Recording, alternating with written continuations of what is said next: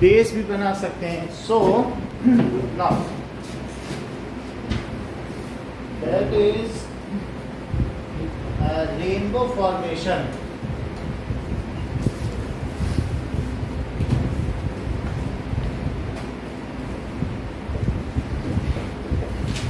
What does it mean by rainbow formation? It is a beautiful natural phenomena. Please. It is beautiful natural phenomena occurring in sky during raining, and it is based on reflection and total internal reflection of light. तो हम इसको कैसे समझा सकते हैं? Reflection होता है और total internal reflection. So let us see what is rainbow formation. A rainbow is a natural spectrum appearing in the sky. A rainbow is a natural spectrum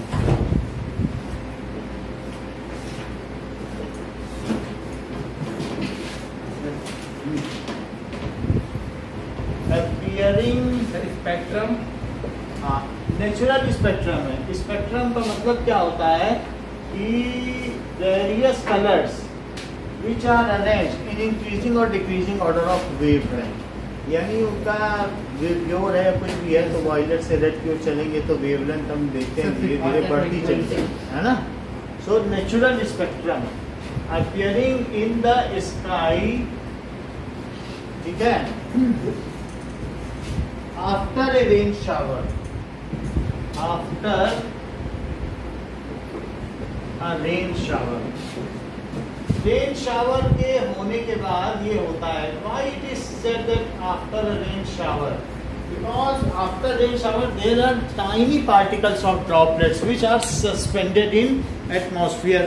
वो एटमॉस्फेयर में सस्पेंडेड रहते हैं, तो उन्हीं में ये रेनबो फॉर्मेशन होता है. जैसे दे एक्ट लाइक प्रिज्म, जैसे उन्होंने कहा कि हमें प्रिज्म दे दीजिए, लेकिन जब रेन होती है तो वही वो जो ड्रॉपलेट्स है वही प्रिज्म का काम करती हैं. तो उसको फिर उसमें इतने मिलियंस ऑफ ड्रॉपलेट्स हैं, they will act like prism, और फिर वो क्या करेंगी? वो एक तरह की होता है रेनबो. क्या एक तरह की होता है सर? ड्रॉप तो सब तरह की, मतलब वो हम देख लें कि जैसे ये क्या होता है और क्या नहीं होता है. Let us see that. ठीक है. मतलब सर देखो कितने एरिया में होता है सर, वो पूरे एरिया में नहीं होता. ये जैसा इन्होंने बताया है कि रेनबो किस तरीके से होता है और कैसे कैसे होता है, वो सारी चीज़ें हम देखें. है बात कि नहीं कि वो सभी चीज़ें हम देखेंगे कि आपने जैसे बात की कि 40 से 42.5 डिग्री में ही क्यों होता है, और फिर जो सेकेंडरी रेनबो बनता है वो 51 से 53 क्यों बनता है, और सेकेंडरी रेनबो इन्वर्टेड क्यों बनता है.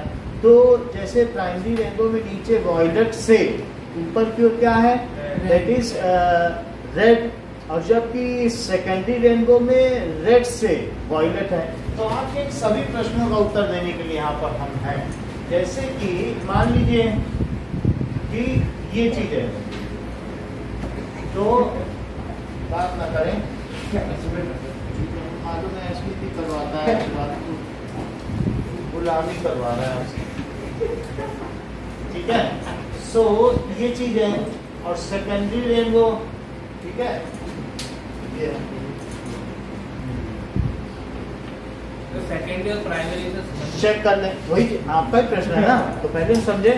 पहले मैं ये बताऊं आप प्रश्न पूछ क्या रहे हैं, तभी तो मैं उत्तर दूंगा ना. यस.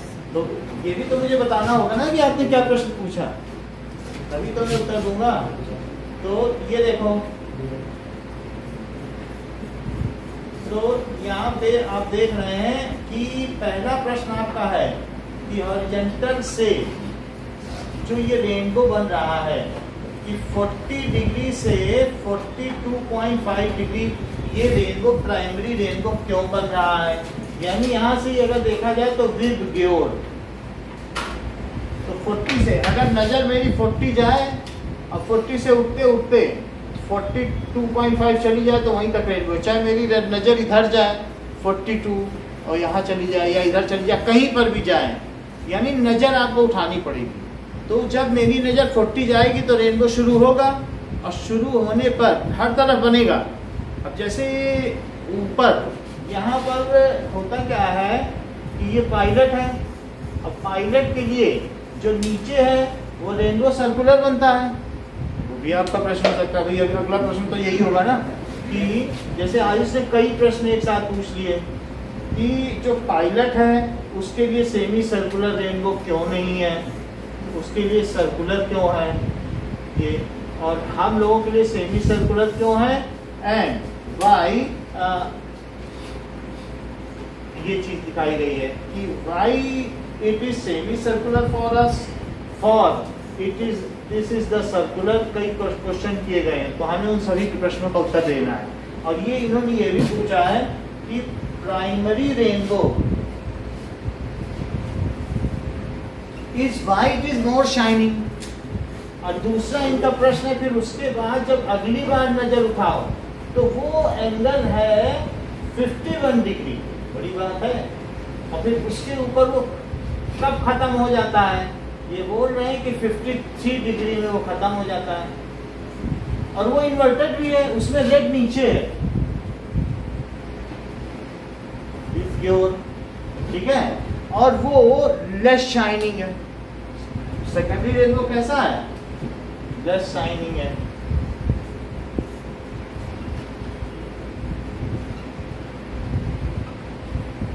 ठीक है, however these question will be answered in due course of the time। इनके प्रश्न सभी हैं, लेकिन पहले हमें प्रेलिमिनरी चीजें सीखनी होंगी ना, रेनबो होता क्या है, तब तो हम इन प्रश्नों के उत्तर दें। जैसे इन्होंने पहले पूछा कि ये कुछ एंगल में ही क्यों बनता है, और फिर उसके ऊपर भी एक हल्का हल्का दिखाई पड़ता है, दो रेनबो क्यों दिखाई पड़ते हैं, फिर वो ज्यादा डिम क्यों होता है, इसकी ब्रिलियंसी ज्यादा क्यों होती है, हम इसको कभी कभार नोटिस कर पाते हैं। So there are several questions which are pending. तो होता क्या है कि ये बिल्कुल ठीक है। एक क्वेश्चन कुणाल का भी है कि why secondary rainbow is inverted, जो कि पहले से ही आई उसने पूछ लिया था। तो अब इन सभी प्रश्नों के उत्तर हमें चाहिए। ये लोग ये क्वेश्चन एक हमारे सृजन ने भी पूछा है कि प्राइमरी और सेकेंडरी रेनबो क्यों होता है। तो अब हम इन सब प्रश्नों के उत्तर दें, पहले रेनबो समझ लें। देखो ये क्वेश्चंस आ रहे हैं क्योंकि अभी हम लोगों ने रेनबो पढ़ा ही नहीं है, तो चीजें आएंगी कि नहीं आएंगी। तो हाँ, now there are several question line. So when there is a sun behind us and it is raining in front of us, हमारे सामने बारिश हो रही हो, अब पीछे क्या हो रहा हो, पीछे क्या चीज हो, सन। तो पीछे सन हो और सामने बारिश हो रही हो, then this is the condition for rainbow formation. यानी अगर सन कहीं पर भी है तो हम उल्टा खड़े हो जाए, बारिश तो हर तरफ हो रही है, सन की ओर देखो मत, जहां सन है पलट के खड़े हो जाओ, और बारिश तो हर तरफ हो रही है, आपको रेनबो दिखाई पड़ रही है, ठीक है।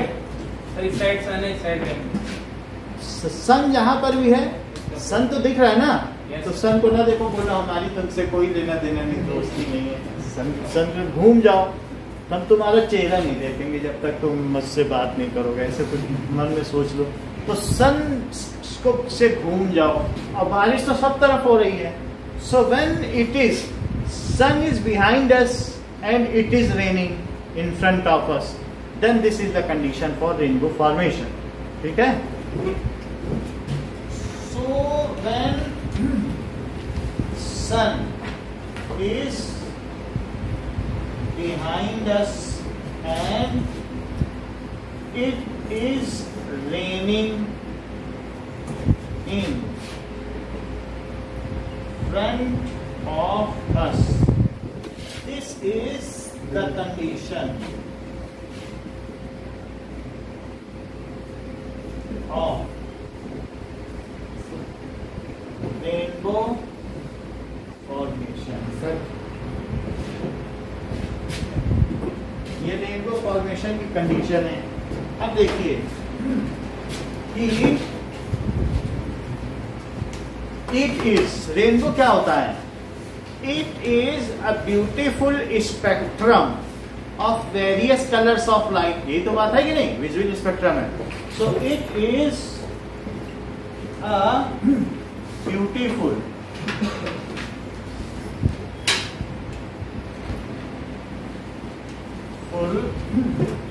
spectrum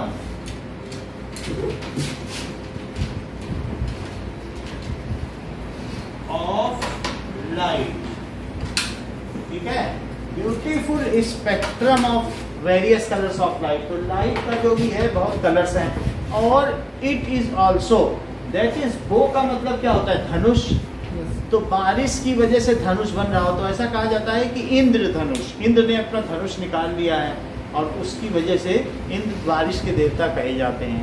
तो लोगों ने हिंदी में उसका नाम इंद्र धनुष कर दिया है कि उन्होंने अपना धनुष निकाल लिया और उसी से बारिश हो रही है. हाउएवर इट इज लाइक बो, तो बो शेप होता है. So it is beautiful spectrum of light in semi circular form. ठीक है, एंडिंग एट होराइजन. कहाँ पर ये खत्म होता है, मान लीजिए कि हम यहाँ पर अर्थ में हैं. सो अर्थ में अगर हम खड़े हैं तो हम अर्थ में अगर कहीं पर भी खड़े हैं तो हम पूरा रेनबो नहीं देख पाएंगे, क्योंकि अर्थ जहाँ पर खत्म हो जाएगी हम पूरा अर्थ थोड़ी ना देख पाएंगे. तो वो it is like rainbow which ends at horizon. तो यहाँ से हम देखेंगे तो इतना ही देख पाएंगे, ज़्यादा थोड़ी ना देख पाएंगे. और सामने पेड़ पौधे तो और छोटा हो जाएगा. इस तरीके से तो हमने तो ऊपर से भी देखा है कई बार एयरक्राफ्ट में, लगभग सभी एयरक्राफ्ट में एयरफोर्स में तो मौका मिलता ही है. तो जिसमें भी कईयों में हमने देखा है तो पूरा गोल दिखाई पड़ता है. नीचे अगर बारिश हो रही हो तो कहीं ना कहीं तो बारिश मिल ही जाएगी अगर आप चाहोगे तो. गोल से मतलब नहीं है, क्योंकि ये एक एंगल है, इस एंगल पर बनेगा. अब अगर आप फ्री हैं और नीचे पूरी अर्थ है तो पूरा मिल जाएगा, उस एंगल तक कोई होराइजन ना पड़े. तो आप बहुत ऊपर निकल गए तो आपको पूरा गोल मिल जाएगा. सन तो अभी भी ऊपर ही है, नीचे बारिश हो रही है, तो कंडीशन तो आपकी फुलफिल हो रही है ना रेनबो की. तो अगर आप ऊपर रहोगे यहाँ पर तो उस समय आपको रेनबो कैसा दिखेगा. ठीक है, सो यहाँ पर this is the condition of rainbow formation. अब चलो हम आगे की बात करें कि हाउ रेनबो इज फॉर्म. सो बात न करें, ठीक है. Now, let us see how rainbow is formed. तो कुछ चीजें हम देख लें, then we will move ahead. Rainbow formation से पहले हम ये देख लें कि प्राइमरी रेनबो क्या होता है, and also we should see what is secondary rainbow. दो चीजें हम देखें फिर आगे बढ़ें. ना आपने प्लेन चलाया है? हम लोग प्लेन बनाते थे. आपने बोला था ना पहले प्लेन में जो पायलट बोलता था कि गड़बड़ी है तो हम लोग ठीक कर देते थे, हम कहते चेक करिए.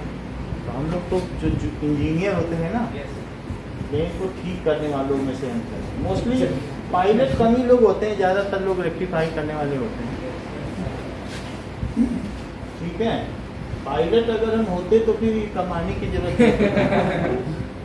फिर तो बहुत पैसा आ जाता. अब देखो now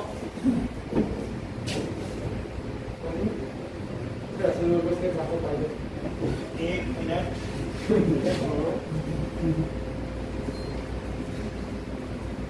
Let us see primary and secondary rainbow.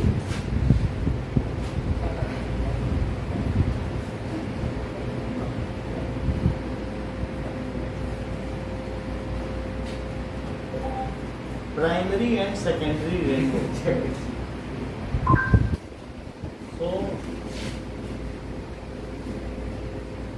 इसमें आप देखें जिन गलियों में ना धूप पानी बिजली आएगी क्रैक करने के सपने तो वहां भी आते हैं.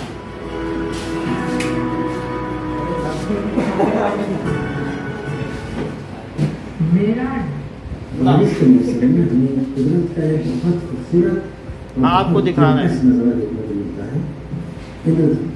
रेनबो तो रेनबो क्यों दिखाई देता है कि कैसे फॉर्म होता है, कैसे बनता है, ये चर्चा करेंगे आज की वीडियो में.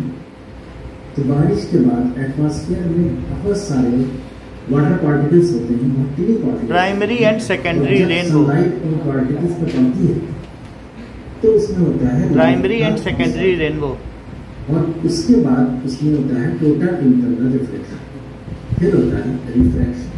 ये तीनों फिनोमेनन मिलने के बाद बनता है रेनबो। जैसे पिक्चर में देख रहे हैं कि ये एक रेनबो है और इसके साथ देखिए कि ये दूसरा रेनबो भी नजर आ रहा है। ये थोड़ा सा डिम है और ये थोड़ा ब्राइट है। ये इसलिए है कि जब ये रेनबो फॉर्म होता है तो टोटल इंटरनल रिफ्लेक्शन एक बार होता है ड्रॉप के अंदर, और जब ये फॉर्म होता है तो उस वाटर ड्रॉप के अंदर टोटल इंटरनल रिफ्लेक्शन 2 बार होता है। इसलिए तो आप यहाँ देख रहे हैं नीचे ब्लू से इस तरीके का रेड है और ऊपर उल्टा हो रहा है। और कुणाल ने जैसी बात कही थी कि उल्टा क्यों हो रहा है, तो प्रश्न क्या है? प्रश्न इसके अलावा और ये ज्यादा ब्रिलियंट है, वो कैसा है?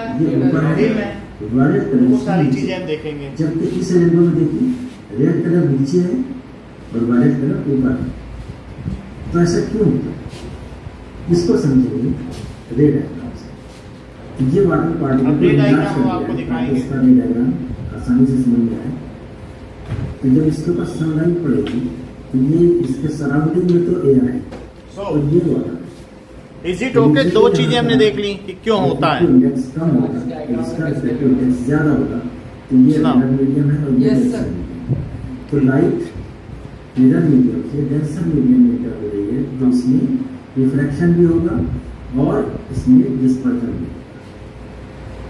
तो ये डिस्पर्सन में ये रेड कलर की जो रे है ये कम बेंड होती है और वायलेट कलर की ज्यादा बेंड होती है।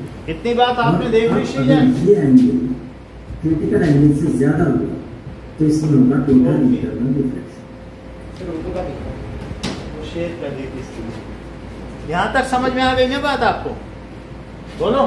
प्राइमरी सेकेंडरी रेनबो सीजन देख लिया? Okay,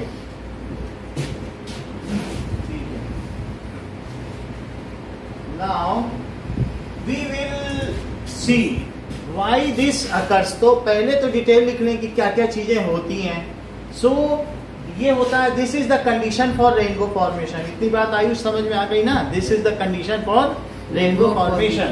So there are simultaneously 2 rainbow formed. There are simultaneously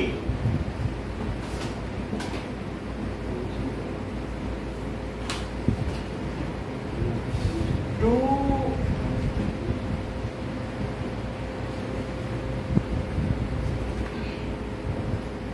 one is primary rainbow,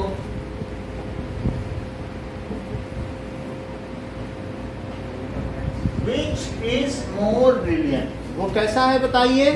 अभी आपने देखा ना, more brilliant, और सबसे पहले दिख जाएगा, नजर उठाते ही प्राइमरी दिखेगा। Which is more brilliant, वो brilliant है ना? And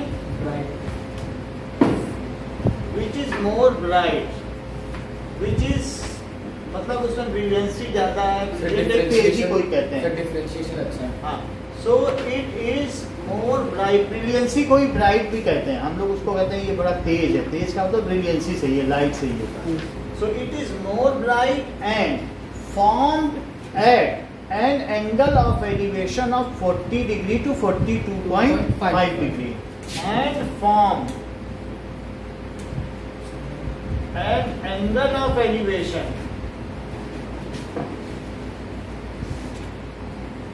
एंगल ऑफ एलिवेशन का मतलब है कि यहाँ से नजर उठाओ तो 42 तक नजर उठाओगे ना, ये क्षितिज से, होराइजन से, तो 42 पे जब उठाओगे तो आपको वो रेनबो की निचली पट्टी दिख जाएगी जो कि वायलेट कलर की होगी। समझ में आई बात की नहीं? चाहे कहीं पर भी उठाओ, यहाँ उठाओ, यहाँ उठाओ, यहाँ उठाओ, क्योंकि सब तरफ वही चीज है। तो इस तरीके से at an angle of elevation 40 degree to 42.5 degree. In this, the lower strip is violet and the uppermost strip is red. So in this, the lower strip is violet and uppermost strip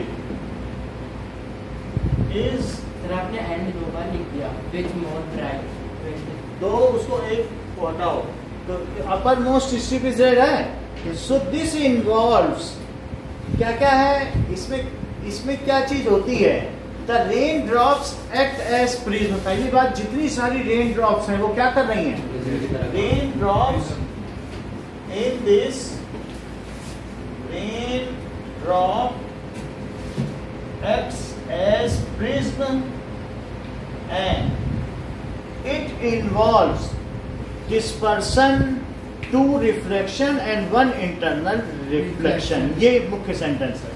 This involves 1 dispersion, 1 TIR। TIR का क्या मतलब होता है, total internal reflection and 1 reflection।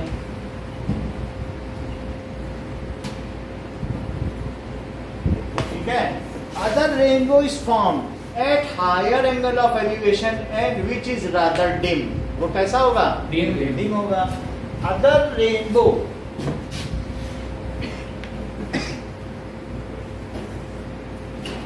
is formed above it at higher angle of elevation, angle of elevation that is 51 degree to 53 degree and it is dim। Also the arrangement of colors in its spectrum are inverted with respect to primary rainbow। उल्टा है, देख लो। Yes, हमने आपको उसमें दिखा भी दिया था, कहो तो हम फिर से वीडियो पलट दें, समझ आ गई थी कि नहीं। In this arrangement of colours in its spectrum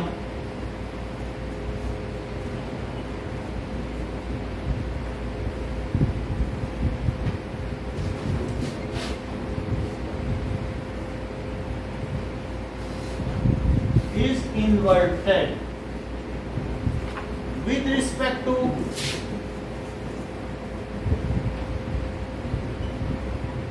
किसके रिस्पेक्ट, with respect तो वो to क्या कहता है, 42 डिग्री, 45, 40, तो उसके नीचे 40 डिग्री, ये तो लिखा है ना, फिर उसके नीचे STUP स्ट्रिप। तो वो एक पतली सी, वो जो उसकी लोअर स्ट्रिप है ना, पतली पट्टी, वो वायलेट कलर की है। जो ऊपर की पट्टी है वो किस कलर की है, वो रेड कलर की है। इसी में पट्टियां होंगी ना बहुत सारी, Yes. हमने दिखाई नहीं है। तो with respect to primary rainbow, तो प्राइमरी रेनबो के रिस्पेक्ट में कैसी हो जाएगी, इज इन्वर्टेड। की बात समझ आ गई। तो ये तो सारी बात हो गई रेनबो की। तो उसमें क्या क्या होगा, it has 1 dispersion, 2 internal reflection and 1 reflection. लेकिन ये हमें पढ़ना नहीं है, ये हायर क्लास में। क्या चीज सर? सेकेंडरी रेनबो जो है ना, Yes. वो हमें नहीं पढ़नी है, because it is in higher class. तो ये जब हम 12th में जाएंगे तब हमारे पास सेकेंडरी रेनबो होगा, अभी नहीं है। It is very good for us, ये हमसे नहीं करेंगे ना। अब जरा देखें कि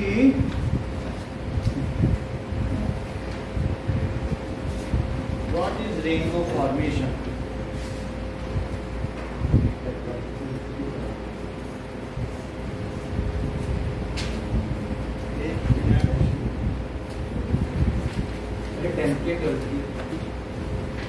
टेंथ की है, 12th की कहाँ से आ जाएगी, 10th तक के बच्चों को हम पढ़ाते ये हैं। 10th की है सर? ये देखो, सो 10th की फिजिक्स है ये, ठीक है। तो ये प्राइमरी रेनबो है और ये सेकेंडरी रेनबो, उसी को हम पढ़ना, उसी चीज को पढ़ना। समझ में आ गई बात की नहीं? ये पूरा 11th का है? हाँ? ये पूरा 11th का है? हाँ। सर ये पढ़ना पड़ेगा इतना सारे लेवल में? पढ़ना नहीं पड़ेगा, अगर मान लो कोरोना रहा तो कुछ नहीं पढ़ना। नहीं रहा तो? हाँ? नहीं रहा तो पढ़ लेना, ठीक है।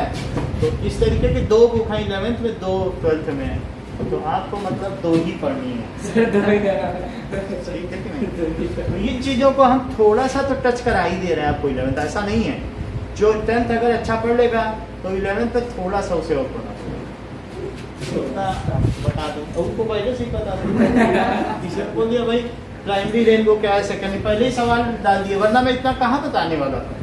प्रवीण की वजह से बताना पड़ रहा है, ठीक है कि नहीं? इतना आपने नोट कर लिया कि नहीं?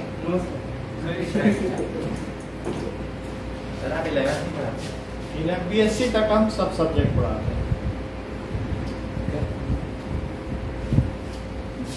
लेकिन हम संस्कृत तक ही पढ़ाते हैं। क्या संस्कृत?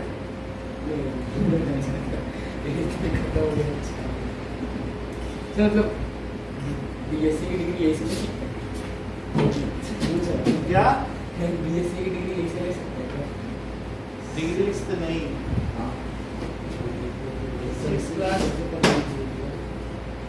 नहीं हमको मजा आता है बस बीएससी के बच्चों को आने, नहीं तो वो रटी रटाई बात बताते जाओ, खुराक मिलती है दिमाग को हमारे, अदरवाइज कुछ थोड़ा लेफ्ट, हाँ राइट। सर ये क्या हो गया सर? कुछ नहीं है, वैसे ही है, बनता हुआ। अब हम आगे बढ़ते हैं, ठीक है। पढ़ाने के मैंने कभी मना नहीं किया किसी को जो पढ़ने आया है। हमने 10th तक बायो पढ़ी, लेकिन 12th तक के बाद बायो को हमने टॉपर कराया है, वो चीज़ हमें कोई नहीं मतलब है। बस जो आया है हमने उसे पढ़ा दिया, चाहे एमए की इकोनॉमिक्स पढ़ने आया, चाहे बीबीए पढ़ने आया, हम पढ़ाते चले गए। इससे क्या कि हमें भी नॉलेज बढ़ता चला गया। सर आप भी जाओ सर केबीसी ऐसा ही पैसा होगा। इवन गीता के जितने भी 700 श्लोक हैं, हर श्लोक में हम 1 घंटा बोलते हैं, हर श्लोक क्या? पर 1 घंटे तक का हमारा एक्सप्लेनेशन का प्रोसेस होता है। हरिद्वार में जो रिकॉर्ड होते हैं वीडियो, कैलिफोर्निया में भी होता है हमारा। तो अब हम देखें सर वो left hand sir right hand side में नीचे थोड़ा जूम कर दो, जूम कर लो, ठीक है। इतनी बात हो गई, अब हम आगे बढ़ते हैं। ये लो, ठीक है, नो सर हो गया। वो लिख लो 2 लाइन। ये लो अपनी टकोटी कम हो गया। Next is how the rainbow formation takes place. इतनी बात है, वो की चीज है कि रेनबो फॉर्मेशन होता कैसे है। तो कोई एक रेन ड्रॉप पे नहीं होता है कि एक ही बूंद दिख रही वही रेनबो है, जैसे बुक में दिखाया गया ना, एक ही ड्रॉप में रेनबो वहीं देख लो तो देख लो, वो दिखेगी नहीं। So there are millions of drop. सीधी बात है, कोई एक ही ड्रॉप होगी क्या? No sir, millions of droplets involve. तो हमारे पास ये इस तरीके से आप देखिए, असली चीज हम बता दें, हमने आपको फिगर भी 12th की बुक का दिखा दिया, बहुत सारी ड्रॉपलेट्स थी कि नहीं। तो बट उसे आसान करने के लिए बुक ने ऐसा दिया है। तो जैसे रेज आ रही है सन की, तो सन की रेज जब आती हैं तो सन की रेज किस तरीके की आएंगी? क्या ये पैरेलल आएंगी? So sun rays are coming parallel to it. तो हम ये देख लें कि now rays are falling parallel to this. ये देखो, तो एक रे ऐसे आ गई तो बहुत दूर से आ रही हैं, तो ये नहीं सोचना चाहिए कि ऐसे कैसे आ रही है एक ही जैसे, because sun is far away. अगर हमने थोड़ा सा भी मिलाने की गलती की कि थोड़ा सा झुका दे जरा, तो सन यहीं मिलेगा और जल जाओगे। जरा सा झुकाया नहीं ना, तो आस पास ही दिल्ली में या पाली में होगा, फिर तुम्हारी शहर में। तो बेहतर है पैरेलल बना लो, उससे दूर ही रहने दो। तो अब आगे की बात की जाए, so these are the sun rays coming from infinity, better it should be at infinity, ठीक है। तो 14 करोड़ 88 लाख किलोमीटर हमसे दूर है, उससे दूर रहेंगे। अब यहाँ से जब सन रेज आई, क्या आपको मालूम है कि रेड रेस थोड़ी बेंड करती हैं और जो वायलेट है वो ज्यादा बेंड करती है। Yes, sir. तो अब यहाँ पर क्योंकि कोई भी दूसरे मीडियम में जाएगी तो इसका भेद खुल जाएगा। तो यहाँ पर हम ये देखेंगे कि these are raindrops, तो वायलेट को ज्यादा बेंड करा दो और रेड को, ठीक है, रेड को कम बेंड करा दो। तो रेड को मैंने कम बेंड करा दिया। इतनी बात समझ आ गई? ठीक। Yes. अच्छा, अब देखो ये थोड़ा सा ओवल बन गया, इसको मायोपिया हो गया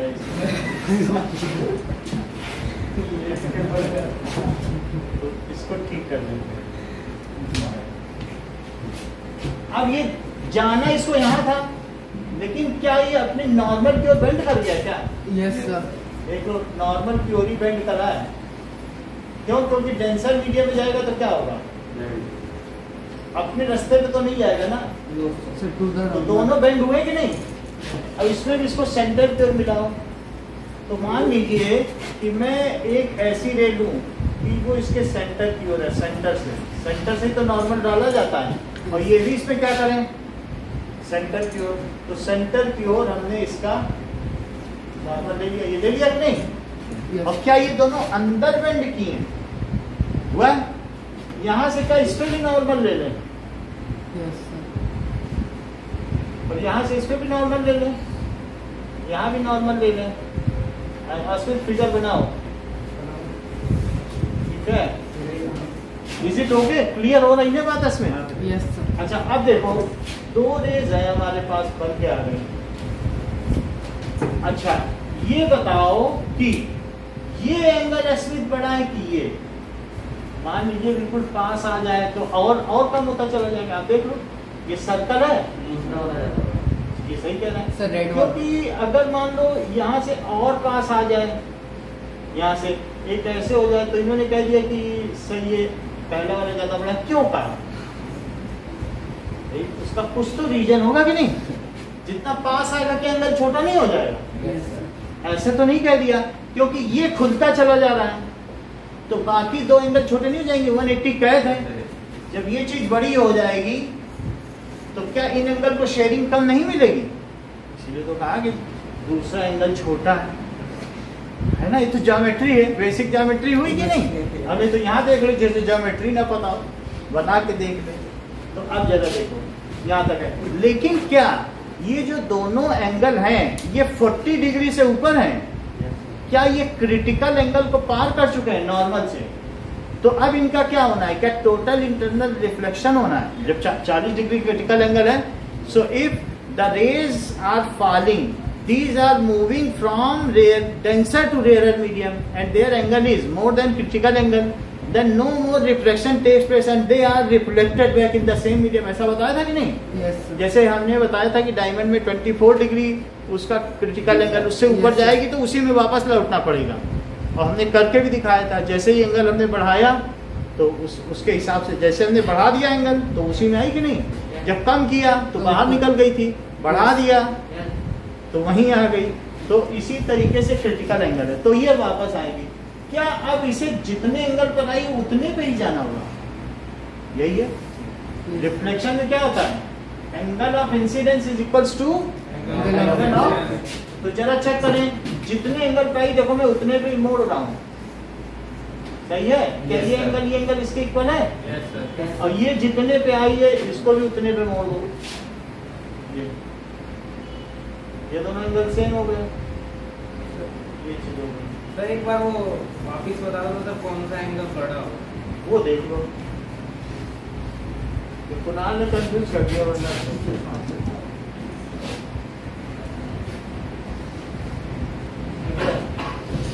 जितने एंगल पे आई इतने मोड़ा कि नहीं? Yes, sir. अच्छा, ये देखो कि अलग अलग रे आ रही हैं, तो जो सेंटर के पास होगी तो ये एंगल बड़ा है, जो सेंटर के पास आती गई रे उसका एंगल बड़ा है कि जो दूर है उसका? जो दूर है। वही चीज है। हैं? ये रे आई, ये डिस्पर्सन हुआ, डिस्पर्सन के बाद क्या टोटल इंटरनल रिफ्लेक्शन हुआ? Yes, sir. इतना ही दिखाया। टोटल इंटरनल रिफ्लेक्शन क्यों हुआ? क्योंकि क्या वह एंगल 40 डिग्री से ऊपर है। Yes. यही हाल ब्लू का भी है, उसका एंगल भी 40 डिग्री से ऊपर है, तो क्या ब्लू भी होगी? लेकिन अगर ब्लू होगी तो वो इसको क्रॉस कर जाएगी, मतलब वो तो जैसा भी हो हम तो बना रहे हैं, क्रॉस तो अपने आप ही कर रही है कि नहीं? यस तो ये एंगल इसके इक्वल, ये एंगल इसके इक्वल, तो ये चीज हो गई। अब इसके बाद यहाँ से इन पे नॉर्मल डालो, तो नॉर्मल से ये खुलेंगी कि हटेंगी? खुलेंगे। वही बात है, एक ही बात है दोनों, खुलना और हटना एक ही तो है। तो ये चीज हमने नॉर्मल डाल दिया, तो इनको क्या करना चाहिए भाई? दूर हो जाना चाहिए, सही है? तो देखो भाई, ब्लू जो आ रही है वो ऐसे नहीं जाएगी, वो कहाँ चली जाएगी? कहेगी हम तो दूर हटेंगे क्योंकि हम तो रियल मीडियम में हटे थे। Yes sir. और रेड भी कहेगी हम भी हटेंगे, ये भी ब्लू कहेगी हम तो ऐसे नहीं जा रहे, तो हट रहे हैं, हट गई। और रेड भी कहेगी yes I will also not go to the same path and I will also deflect. दोनों हट गए, देख लो। अच्छा, जब ये हट गए तो, लेकिन यहाँ पर ऐसे आ गया, तो यहाँ तक समझ में आ गई? अभी वो हम बता रहे हैं, और आपके प्रश्न का थोड़ा उत्तर देते हैं सृजन, तो ये ऐसा हो गया, समझ में आई बात? अब यहाँ पर सृजन खड़ा था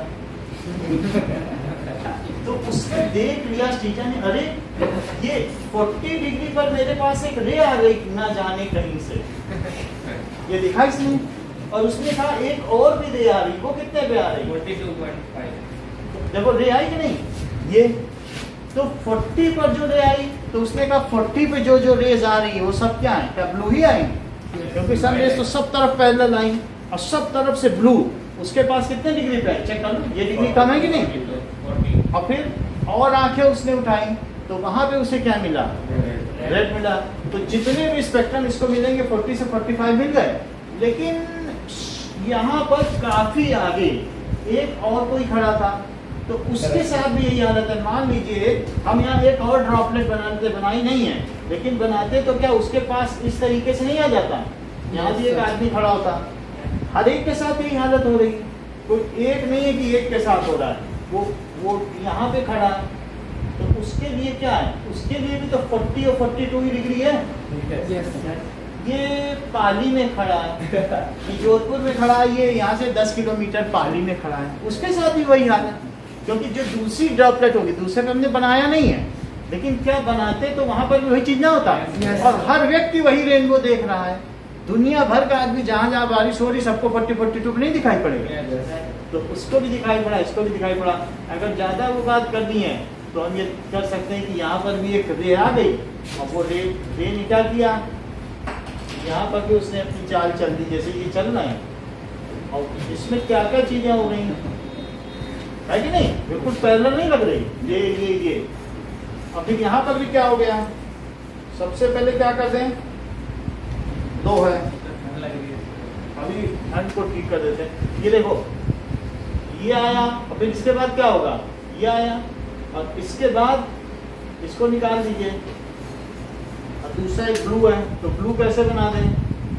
ये, और फिर यहाँ, और फिर इसके बाद ब्लू को क्या करेंगे? समझ में आ गई बात की नहीं? Yes sir. तो ये वही चीज है कि अलग अलग पॉइंट पे जो भी आ रही, और ये सनरेज है, दीज आर सनरेज। सीजन बात समझ में आई? बोलो। अब हम लोग, ये तो हमारा असली फिगर है, ये हम इसलिए बता दे रहे हैं क्योंकि आगे 11th में पढ़ना है। अब हम गलत फिगर पढ़ें जो बुक में बना है, वो भी तो पढ़ना पड़ेगा क्योंकि मार्क्स तो उसी पे है ना। असली मतलब असली का मतलब ये रियल चीज हो रही, सिंगल ड्रॉप पे रेनबो नहीं बन रहा। बुक में दिया एक ही ड्रॉप पे रेनबो बन रहा, उसी को ध्यान से देखते रहो कहाँ ये रेनबो बन रहा है। एक ही को देखोगे क्या? बोलो। Millions of droplets are there. बोलो, बताओ क्या पूछते हो? सीजन पूछिए एक बार जरा, तो बताएं।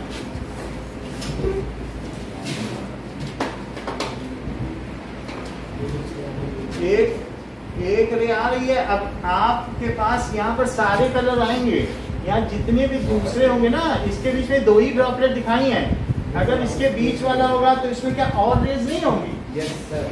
क्योंकि क्या 2 ही आएंगे, इसके बीच में और कलर नहीं आएंगे। उनको क्यों भूल गए? हमारे पास उतने कलर ही नहीं है, तो मैं सब दिखा देता। 3 कलर के मार्कर आते हैं तो और ड्रॉपलेट होंगी। ये 42 से 40 तक, 40 से 42 तक क्या होगा? देयर आर डिफरेंट लैम्डास, तो वो अलग अलग एंगल पर डिफ्रैक्ट होंगे। और इसके बीच में भी बहुत सारे कलर होंगे। ऐसा नहीं है मैं ग्रीन बनाऊं तो ग्रीन एक उधर जाएगा, और इसमें ग्रीन बनाऊं तो ग्रीन इधर जाएगा, ऐसे बीच में भी पड़ेगा हम। लेकिन आपको कंफ्यूज नहीं करना चाहते, बस 2 ही कलर बना रहे हैं क्योंकि ये एक्सट्रीम है। अब बीच में आपको सिर्फ समझ लेना चाहिए कि क्या बनेगा, बीच के कलर नहीं बना रहे। समझ में आई बात की नहीं? सर एक्सट्रीम कलर से हमने आपको दिखा दिया। सर इस डायग्राम को टेस्ट होगा। अब जरा देखो, अभी वो बता देंगे। सर ले लो। नाउ इतनी बात समझ में आ गई कि नहीं? Is it okay? Yes sir. तो जो इसको बना लेगा उसको तो बहुत अच्छा प्राइस मिलेगा। ये मेरे ख्याल से कौन बना पाएगा? सर बना रहा, सर मैं बना रहा हूँ। सर पहले हम बना ले सर एक बार। सर प्राइस में क्या सर ये होगा? प्राइस तो अच्छा ही मिलेगा जो बना लेगा। क्या बोलो? सर एक ड्रॉप को बनाना नहीं है। सब बनानी है। 2 ड्रॉपलेट तो बनानी पड़ेगी ना। Okay sir. अच्छा आप देखो, सर कब बना लिया? हैं? अभी स्टार्ट। अभी नहीं, अभी तो क्लास चलेगी ना, अभी फिर वो बच्चे बैठे सर रहेंगे। ये वो प्राइमरी है ना? प्राइमरी का ही है क्योंकि 40 से 42.5 ना। यस। भाई आप ही का प्रश्न था कि 40 से 42। और इसके अलावा इसमें क्या चीज हो रही प्राइमरी रेनबो में? क्या फर्स्ट डिस्पर्सन है, फिर क्या टोटल इंटरनल रिफ्लेक्शन है, और फिर एक रिफ्लेक्शन है। So in primary rainbow what occurs, बताओ?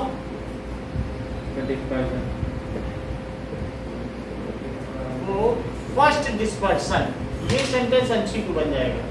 First dispersion, then total internal reflection,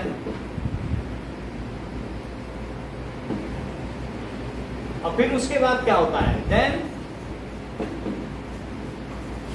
reflection takes place। इतनी बात है। अच्छा, अगर मान लीजिए कि यहीं पर एक ड्रॉपलेट्स ऊंची है तो क्या सन रे वहां कहाँ पहुंचेगी? सन रे ऊपर नहीं पहुंचेगी, फिर सन रे उसके बेस पे पहुंचेगी। कहाँ पहुंचेगी? भाई पानी की रे ऊपर है तो ऊपर वाले में तो नीचे पहुंचेगी ना सन रे। तो यहाँ पर होगी तो उस केस में क्या होगा? ये सेकेंडरी रेनबो की बात कर रहा हूँ। सेकेंडरी रेनबो में क्या होगा? अगर बेस पे पहुंचेगी तो ज्यादा क्या मुड़ेगा, कम क्या मुड़ेगा, बताओ? वापस बताना बेस पे क्या पहुंचेगी? रेस पे मान लो ये देखो कि बहुत सारी रेज हैं, और रेज अगर मान लीजिए बहुत सारी रेज हैं, थोड़ा ये ठंड लगता हाँ, कौन सा वाला हटाना है इसमें बताओ? किस वजह से होगा? है। पता नहीं किससे लग रही पर लग रही है। हम इधर कर देते हैं इसकी वजह से।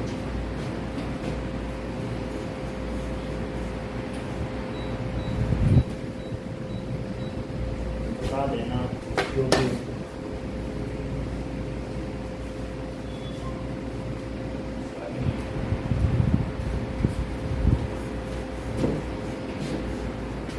अब देखो ये ब्लू ज्यादा मुड़ा, ठीक है, सेकेंडरी येलो। तो मेरा कहने का मतलब है बहुत सारी ड्रॉपलेट्स हैं, तो जो सन की ड्रॉपलेट्स है वो यहाँ तो ऊपर आई, और फिर बाद में फिर वही चीज जब ड्रॉपलेट्स ज्यादा ऊंची होगी तो क्या नीचे नहीं गिरेगी, है ना?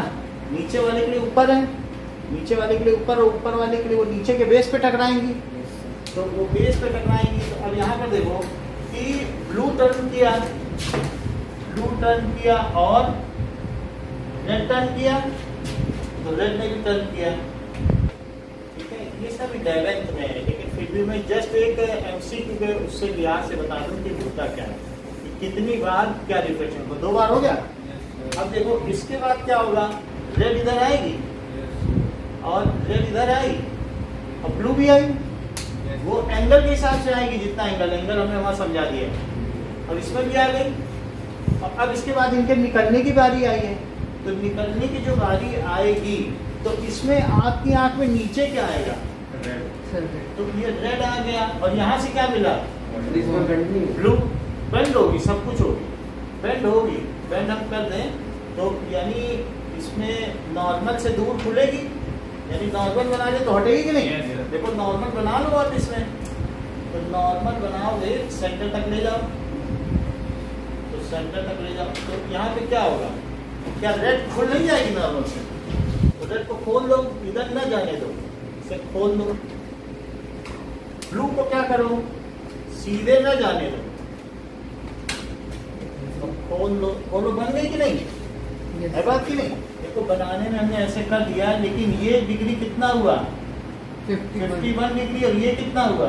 53 डिग्री। आ गया कि नहीं रेड से ब्लू? समझ में आ गई? इसमें क्या टू इंटरनल रिफ्लेक्शन है, और रिफ्लेक्शन के बाद क्या डिम होता जाएगा भाई, थोड़ा थोड़ा लाइट तो डिटिन्यूएट होगी। तो क्या दो, सुनिए बात, दो इंटरनल रिफ्लेक्शन की वजह से ज्यादा डिम हो गया, जितने रिफ्लेक्शन होंगे उतना उसकी लाइट में क्षय होगा, डेटिन्यूएशन होगा, और उसकी वजह से क्या होगा? वो डिमर है। इसमें कितने इंटरनल रिफ्लेक्शन है? एक। और इसमें कितने? दो। So due to two internal reflection it has less brilliancy. इसमें क्या है? क्या एक डिस्पर्सन, 2 TIR और 1 रिफ्लेक्शन। समझ आ गई बात की नहीं? तो इस चीज को भी आप बना लें, पेपर अगर बनाना है तो बना सकते हैं। That is one step ahead than your fellows. तो ये चीज कहा जा सकता है in secondary rainbow.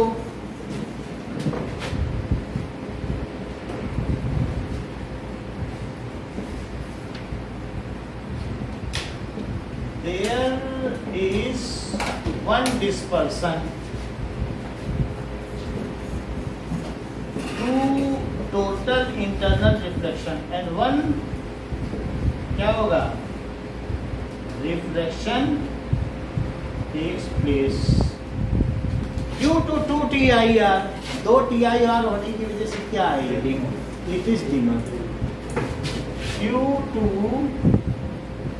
2 total internal reflection it is dim। कितनी बात हो गई? बात न करिए।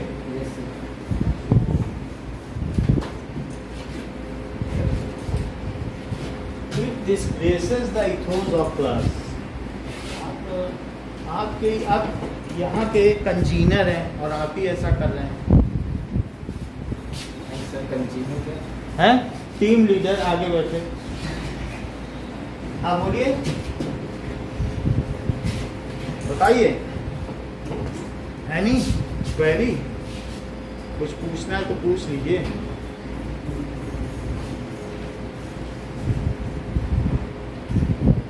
फर्स्ट वाला प्राइमरी है ना, और इस फर्स्ट प्राइमरी है, ये सेकेंडरी रेनबो, ये हम इसमें नीचे लिख देते हैं। सर हमें सर वो सब ऊपर से रेड नीचे और नीचे ब्लू। सर इसमें सर थोड़ा रेड नीचे आ गया, ब्लू। इसमें नीचे क्या आ रहा है बताओ? ब्लू और फिर रेड, और इसमें रेड नीचे और ब्लू। उसमें फिर से देख लेना चाहो तो फिर से देख लो, कंपेयर कर सकते हो। अभी आपको दिखाया था कि नहीं? तो बिल्कुल वही चीज थी। तो यानी बस आप ये याद रख लीजिए कि बर्ब जो बर्बरता होती है ना, तो BRRB, तो बर्बर, तो blue red blue, blue red red blue, तो बर्ब, तो ब्लू रेड रेड ब्लू, नीचे से ऊपर देखते जाओ, तो ब्लू रेड रेड ब्लू, है कि नहीं? ब्लू रेड रेड ब्लू, ऐसा दिखेगा। ये कौन सा रेनबो है?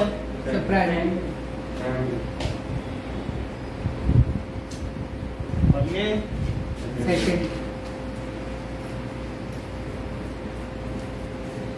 Now we will see the ray diagram of your group। जैसा कि आपके ग्रुप में दिया गया है उसको देखेंगे, क्योंकि मार्क्स उसी पे हैं।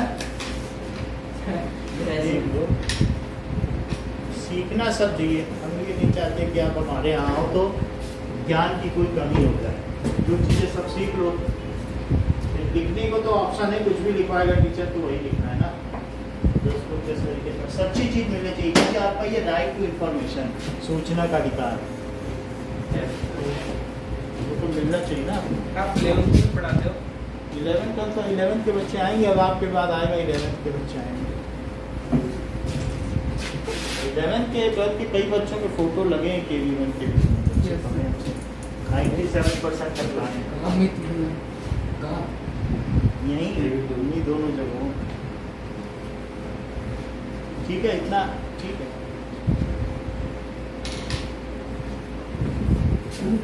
ये इसका हटा दें। चलो, let us see the diagram for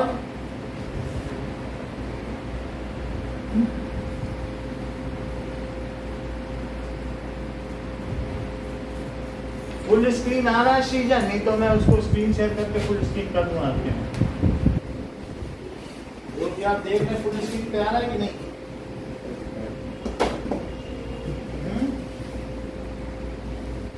चलो, इधर वाला तो हटा दिया हमने।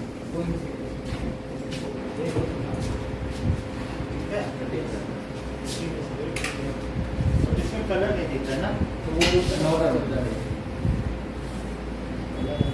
से सेट करो।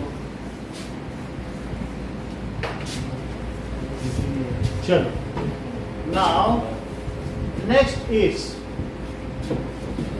The rainbow formation. अब आपकी बुक के हिसाब से देखो, एक ड्रॉपलेट है, तो ड्रॉपलेट में मान लीजिए वाटर ड्रॉपलेट आ गई, तो ये वाटर ड्रॉपलेट है, तो ज्यादा क्या मुड़ेगा? तो उसको ज्यादा मोड़ दो, और ठीक है सर ये 2TIR है टोटल इंटरनल रिफ्रेश। और कम क्या मुड़ेगा? तो रेड को थोड़ा कम मोड़ो, यानी अपने एंगल पर तो नहीं जाएगा, क्योंकि वो डेंसर मीडियम में जा रहा है, तो उसे क्या करना चाहिए? अब अपने डायरेक्शन में तो नहीं जाएगा ना, थोड़ा तो बेंड करेगा।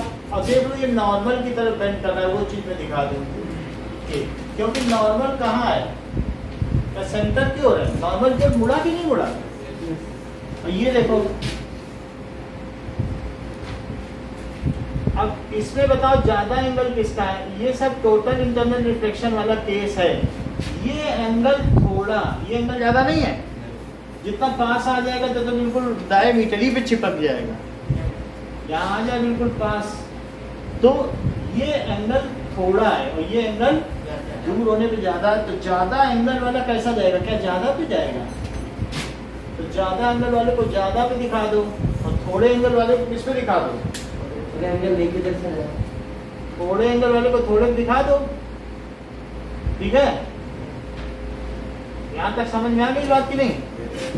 और नीचे क्या होता है? ब्लू की रेड? ब्लू होता है ना। अब बुक यहाँ फर्जीवाड़ा कर रही है कि उसमें अब कैसे करेंगे हमें नहीं पता, हम कैसे उसे ठीक कर दें। तो ये रेडी हम कर सकते हैं, ज्यादा नहीं कर सकते ना, तो वो इस तरीके से करेंगे।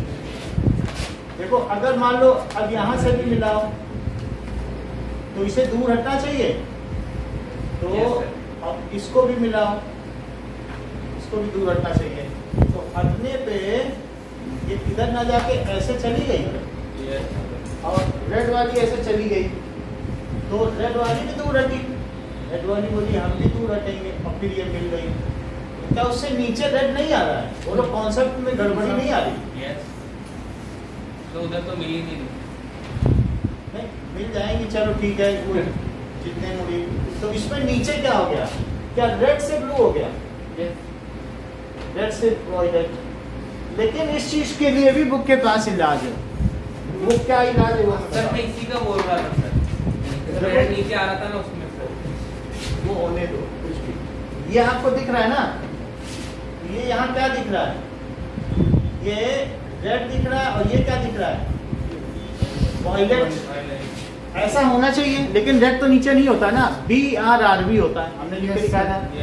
ब्लू रेड, रेड ब्लू, बर्बर। बर्बर से याद रखो, तालिबानी बर्बर है, उससे याद रखिए। अब देखो, बुक ने कहा कि हम एक चीज करके इसे ठीक कर देंगे, बुक ठीक भी कर सकती है। तो उसने क्या करके ठीक किया वो मैं बता रहा हूँ। उसने यहाँ पर थोड़ा फर्जी बन के इनको पैरेलल आने दिया। समझ आई बात की नहीं? Yes, book sir. आपके सामने, बुकों को खोल के दिखा दे, नहीं तो अमेरिका की पियर्सन की बुक है उसमें भी नहीं लिखा, सर। तो उसमें भी है कि वहां पर भी आपको मतलब ऑथेंटिकेशन में कहीं गड़बड़ी नहीं है कि ठीक है। ये 11th की बुक है अमेरिका की। सर ठीक है। तो इसमें ये दिखाया गया है कि रिफ्लेक्शन, तो कहीं कोई गड़बड़ी नहीं है। रेनबो फॉर्मेशन आप देख लें डिक्शनरी में।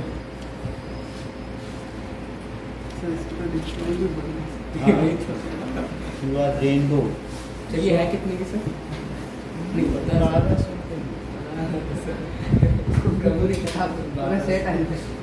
नाउ रेनबो फॉर्मेशन ये 1273 पेज पे देखो, ये 1273 पेज पे हम दिखा देते हैं आपको, वही चीज है जिससे कि आप हम पे डाउट नहीं करें। 1273 तो यहाँ पर भी आप देखोगे तो सही रेनबो फॉर्मेशन होगा। हाउएवर रेनबो फॉर्मेशन में इसमें खास नहीं दिया है, ठीक है। चलिए वही इंटरनल रिफ्लेक्शन अब आएगा यहाँ पे, तो ये चीज है रेनबो फॉर्मेशन। तो आपने इसमें नीचे बनाया। हाँ ठीक है, मतलब ये प्राइमरी एंड सेकेंडरी रेनबो दिखा रहा है, ठीक है। We are not going to discuss all the colour, जैसे सीजन ने नहीं बताया ग्रीन भी दिखाता हूँ, यहाँ सारे कलर दिखाए गए हैं, that we are not going to discuss, but है वही चीज हो रही है। तो इसलिए उसको पढ़ने के लिए थोड़ा सा मैं और आगे अच्छा दोनों हैं? देख लीजिए, अब देखो अब आगे की बात करें तो लेट अस सी। तो बुक में आपने देखा ना गड़बड़ हो गई, रेड हो गया कि नहीं? हम इसे कैसे ठीक करें, क्योंकि हमें तो बुक का ही पढ़ना है, लिखना भी बुक का है, तो हम इसे ठीक कर लें। दिस इज नॉट गुड, यानी अगर हम उसमें ईमानदारी बरतेंगे तो झूठ हो जाएगा। ईमानदारी में झूठ हो गया कि नहीं? Yes sir. भाई हमने तो ईमानदारी बरती, सर जो एंगल कम था क्या उसे कम पे नहीं मोड़ा, और ज्यादा को ज्यादा पे मोड़ा तो क्या क्रॉस नहीं कर जाएंगे? सर भाई ज्यादा को ज्यादा पे मोड़ो, कम को कम पे मोड़ो, क्या काटेंगे नहीं? हम काटेंगे ही नहीं, तब तो सही हो जाएगा। Yes sir. हाँ सर इसमें तो 40.8 दे रखा है। तो ठीक है, 40.8 है, वो प्रिसीजन आप बात देख लेना, वो एग्जैक्ट ही है एग्जैक्ट ही, लेकिन वो मुझे याद भी नहीं रहता कितने एंगल है। 40 हमने अप्रोक्सीमेटली ले लिया है। अब देखो इसमें क्या होगा, ये जो रेड है, देखो रेड को कितने पे करोगे, क्या थोड़े पे? यस। और ब्लू को ज्यादा पे, और सिंपल डायग्राम बनाओ और गलत बनाओ, पूरे नंबर पाओ। ये देखो, ये बुक का हिसाब दिखा रहा हूँ आपको। रेड और ब्लू को क्या करो, पैरेलल लाओ, कुछ भी मत सोचो।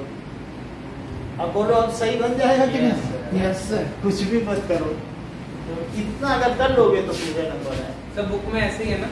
हाँ, क्योंकि कई बार क्या होता है ना, एट सर्टेन टाइम्स जो फॉल्स है वो प्रिवेल करता है, झूठ की जीत होती है, तो झूठ की जीत हो गई यहाँ। सर को वैसे भी तो समझ आई बात की नहीं? क्या होगा ब्लू दिखता है ना? है? वैसे भी और नेचुरल भी तो दिखता है। नेचुरल में ब्लू दिखता है, लेकिन हमने जब सही करने की कोशिश की तो गलत हो गया कि नहीं? Yes. पहली बात, सिंगल रेन ड्रॉप के सारे आपके पास आएंगे ही नहीं, जरा सा डिफ्लेक्ट हुए नहीं तो एक पानी पहुंच गया जोधपुर और दिल्ली 1 किलोमीटर ऊपर है वो बादल, 1 किलोमीटर, यहाँ सब आ जाएंगे क्या उसी ड्रॉप से? वो जरा सा छिटकेगा, आप पहुंचेगा ही नहीं आपका। एक ड्रॉप के सारे कलर आप ले लोगे, ऐसा हो ही नहीं सकता। अलग अलग ड्रॉप के अलग अलग कलर आएंगे, तभी तो वहां रेड वहां ब्लू, क्या वहां से वहां तक एक ही बूंद फैली हुई है? नहीं ना। तो इस तरीके से ये आपकी बुक का सर डायग्राम। ये सही है तो सर इसमें रेड नहीं रेड गलत कर दिया, तो सही तो इसलिए नहीं है ना क्योंकि एक ड्रॉप पे बना रहा। पहली बात तो यहाँ हमने यहाँ क्या गलती की कि सिंगल ड्रॉप से सारे कलर आपके पास नहीं आ सकते। एक ड्रॉप से अगर बहुत सारे स्पेक्ट्रम निकलेंगे, जरा दूर पे स्क्रीन रखो तो फैल जाते हैं स्पेक्ट्रम, और आप सोच रहे हो 1 किलोमीटर दूर को सब समेट लोगे कलर, हो ही नहीं सकते। अलग अलग ड्रॉपलेट से अलग अलग कलर आएंगे, एक ड्रॉप से कैसे पालो? नहीं। तो वो जो हमने पहले बताया था, अलग अलग ड्रॉप से आप अलग अलग पा रहे हो, अब ये है, इसमें क्या है, थोड़ा फर्जी बना है लेकिन ये सही है, ये बुक का डायग्राम। यहाँ गलती क्या की बताओ, पैरेलल ले लो, तो बुक में देख लो, समझ में आ गई। परपेंडिकुलर फिर कुछ बनाने लग जाओगे तो फिर फंस जाओगे, क्योंकि हमने यहाँ ज्यादा ईमानदारी दी। टेस्ट में यही बनाओ, हम यही कहेंगे कि भाई जिसमें स्कोरिंग हो वही बनाओ, टीचर इसी पे मार्क्स देते हैं, तो हम भी मजबूर हैं। बाकी 11th में जाओगे तो सब काट दिया जाएगा, तब नहीं रहेंगे। वही टीचर है, 10th में उसे काटेंगे, 11th में उसे काटेंगे। अब आप देख लो, समझ में आई बात। ये दिस इज द केस, आप इसे चाहे तो बना सकते हैं। आगे बढ़ो।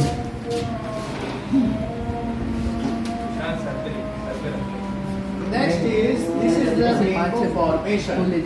अब हम देखेंगे तो ये rainbow formation book diagram.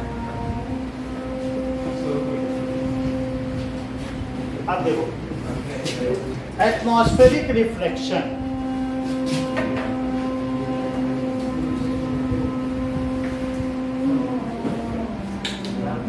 Test कौन से डायग्राम का लोगे सर? हिस्ट्री का सर 11th वाले। जब वो बुक में है ही नहीं तो हम उसका टेस्ट क्यों लें? सर अरे सर वो डायग्राम आपने कहा था बड़ा प्राइस मिलेगा सर। हाँ होगा, लेकिन वो है ही नहीं आपके बुक में, तो हम क्या करें बताओ। अच्छी बात है, आप सीख रहे हैं तो वो अच्छी बात है, हम चाहते हैं यू शुड लर्न इट, है ना, सही चीज भी सीखो। अब देखो, एटमॉस्फेरिक रिफ्लेक्शन का क्या मतलब होता है? ड्यू टू डिफरेंशियल टेम्परेचर का डिफरेंस है अलग अलग लेयर में। आपको मालूम है ऊपर चलने पर एटमॉस्फेयर कूल हो जाता है। पहाड़ों पे क्यों जाते हैं बताओ? क्या वहाँ ठंडक होती है, और जो अर्थ है, अर्थ के पास जब जो एयर है वो टच करती है तो क्या गर्म हो जाती है। सो बताओ, डिफरेंशियल टेम्परेचर है कि नहीं? Yes sir. और साथ ही साथ डिफरेंशियल प्रेशर भी है। क्या यहाँ नीचे की ओर एयर डेंसिटी ज्यादा है, और 1 किलोमीटर ऊपर जाने पे यहाँ बताओ एयर डेंसिटी कितनी है? 9 से बड़ा है, 1.29 kg पर मीटर क्यूब है, और 1 किलोमीटर ऊपर चलेगा तो 0.5 kg पर मीटर क्यूब। यानी अर्थ ने अगर ऊपर चले गए, लद्दाख चले जाओ, ये तो 1 किलोमीटर की बात कर रहा हूँ, लद्दाख चले जाओगे ना, लद्दाख है यहाँ से 7,000 मीटर, 7 किलोमीटर, तो वहाँ 20% ऑक्सीजन। सर यहाँ से जोधपुर से? जोधपुर नहीं, सी लेवल से। ये तो 1 किलोमीटर पे आधा हो गया।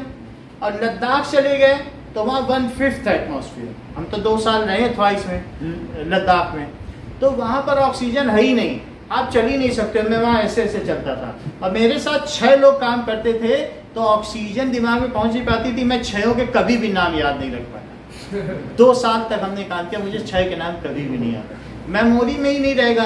आपको एक फोन नंबर वहाँ नहीं याद रहेगा, नाक से ब्लड निकलता रहेगा, कुछ भी, मतलब बहुत टफ लाइफ है कि मतलब वहाँ पर ऐसा लगता है कि नीचे के जो लोग हैं उनको टैक्स लगना चाहिए। आप समझ गए ना कि जैसे जैसे ऊपर जाएंगे वहाँ एटमॉस्फेयर डिप्लीट होता है, और डिप्लीट होने पर जब सब कुछ डिप्लीट हो गया तो क्या ऑक्सीजन रहेगी?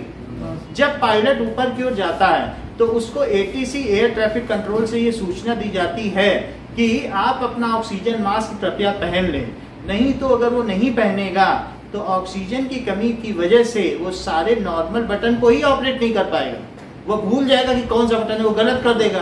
तो इस वजह से आपसे कहा जाता है कि सुबह सुबह नंगे पैर घास पे क्यों टहलो, क्योंकि उसकी ऑक्सीजन ले लो, और उसकी वजह से ब्रिलियंसी आ जाती। क्यों आपसे कहा जाता है कि सुबह उठ के टहलो, क्योंकि ऑक्सीजन ज्यादा है। It is only to make your mind acute sharp. ये बात की नहीं कही जाती है कि उस समय सोना नहीं, एक्टिविटी करो। एक्चुअली ये सब ऑक्सीजन के लेन देन की प्रक्रिया है जो हमें बुद्धिमान बनाती है। तो इसलिए हायर हाइट पर दिमाग काम नहीं करता क्योंकि वहाँ ऑक्सीजन नहीं है, और उस बीमारी को कहते हैं एनॉक्सिया। एनॉक्सिया का मतलब है ऑक्सीजन की कमी।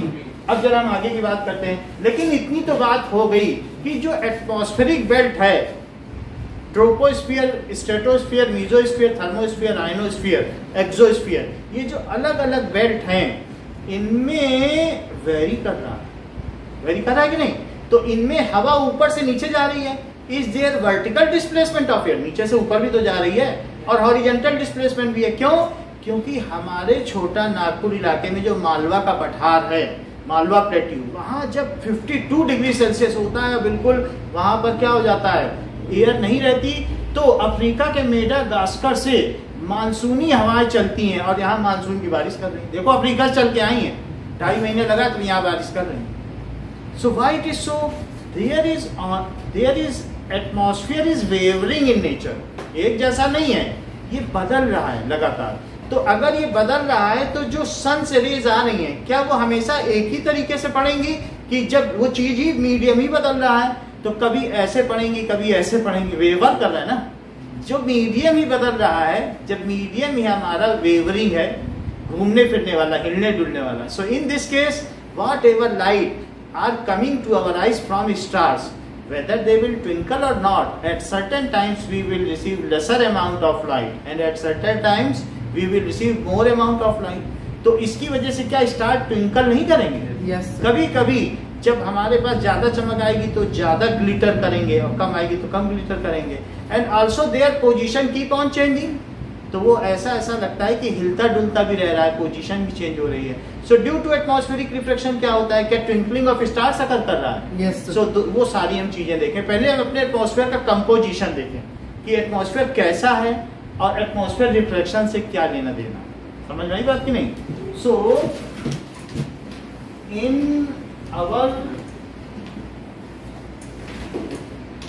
एटमॉस्फेयर, ठीक है, there is continuous movement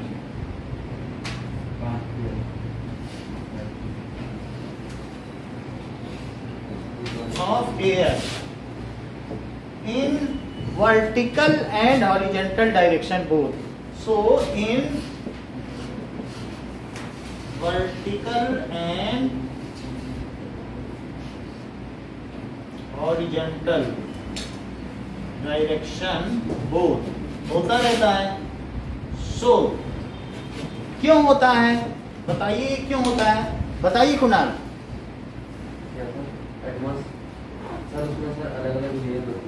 ये सही बता रहे हैं, refractive index. That is due to differential pressure and differential temperature condition. वो वेवर क्यों कर रहा है उन्होंने बता दिया, मुस्कान में ही आंसर छिपा है, बताया कि नहीं कुणाल? तो ठीक है, बोथ ड्यू टू डिफरेंशियल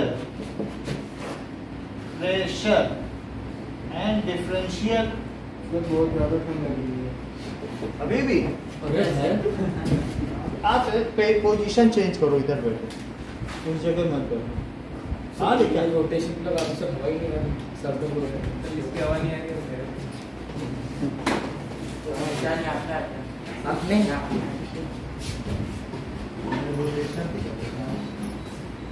चलो ठीक है,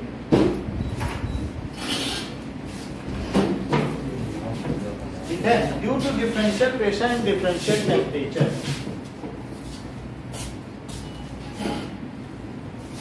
ये होता है, वेवरिंग है। So if there is continuous movement, और इस कंटिन्यूअस मूवमेंट को क्या कहेंगे? So our atmosphere is wavering in nature. कैसा है? So our atmosphere is wavering in nature. अब ये wavering हो गया। Now जरा देखें कंटिन्यूअस मूवमेंट ऑफ, लगातार हवा ऊपर नीचे भी जा रही इधर उधर भी जा रही, तो इस चीज को कहते हैं कि हॉरिजॉन्टल मूवमेंट भी हो रहा है, वर्टिकल मूवमेंट भी हो रहा है। जो वर्टिकल मूवमेंट हो रहा है उसको ट्रेड विंड्स कहते हैं, ठीक है। और जैसे पछुआ पवने पश्चिम से जो आ रही हैं, अलग अलग है, पूर्वाई पूर्व से जो आती हैं, तो ये ट्रेड विंड्स हैं जो इस तरीके से चल रही हैं, और कुछ वर्टिकल मूवमेंट भी हो रहा है। सो अब देखिए कि ऐसा क्यों होता है, because the air near earth surface is hotter and the air above is cooler. So cooler layer are denser. Cooler layer कैसी होती है बताओ? ठंडी हवा, it descends down and hotter air due to less density rises up. बोलो है बात की नहीं? Yes sir. सो सर ये जो आपने इसमें डायग्राम बनाया है, इसमें जो भी सर नॉर्मल बनाई है उसे एक पॉइंट पे मीट करनी है। और सेंटर से तो नॉर्मल लिया जाएगा। तो सर मतलब ये सारी सबकी नॉर्मल सेंटर पे आके मिलेंगी? हर एक अगर किसी भी नॉर्मल क्या होता है, आपने स्फेरिकल मिरर नहीं पढ़े? यस नॉर्मल आखिर ड्रॉ कहाँ से करते हो? सेंटर से। तो कहीं भी नॉर्मल ड्रॉ करना है तो किसकी मदद लेंगी? सेंटर। फिर सर आपने यहाँ पे दो बार लिखा है क्या? ऑफ एयर सर आपने ऑफ एयर इन हटा दो। दो बार ही लिखा है। ठीक है कि नहीं? अब यहाँ देखिए कि air near surface of earth is hotter so it rises up while air at higher altitude क्या है? is colder and denser, cold and denser है, so it descends down, वो नीचे उतरती है, descends down। फर्दर क्या होता है?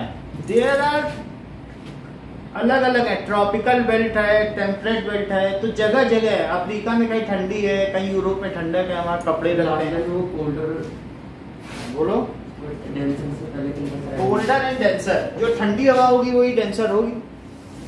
तो एल्टीट्यूड, हायर एल्टीट्यूड, ऊंचाई पर क्या होगा? हवा कूल होगी। यस पहाड़ों पे कैसी होती? कहीं की पहाड़ों, बेंगलोर के पहाड़ ऊपी चले जाओ, कड़ाई कोनाल चले जाओ, यहाँ चले जाओ, तो आप कहीं पर भी चले जाइए, सब जगह ऊंची है, ठीक है कि नहीं? तो ठंडी हवा में आप कहीं पर भी चले जाएंगे, so that is denser and it descends down, वो नीचे आती है, नीचे की गर्म हवा ऊपर लेस डेंसर होने की वजह से ऊपर उठती है। आल्सो अलग अलग अर्थ के अलग अलग प्लेसेस पे देयर इज डिफरेंट टेम्परेचर, क्योंकि कुछ जो सेंटर वाले हैं जो इक्वेटर के पास है वो उष्ण कटिबंधीय क्षेत्र हैं, वो ट्रॉपिकल है, और जो अलग अलग है ऊपर चलते जाओगे अर्थ में बीच से अलग चलते चले जाओगे तो शीत कटिबंधीय है, दैट इज टेम्परेट क्लाइमेट। तो आप ये देख रहे हैं कि यूरोप में ठंडक है इसी समय, वहाँ स्वेटर पहने जा रहे हैं, यहाँ नहीं है।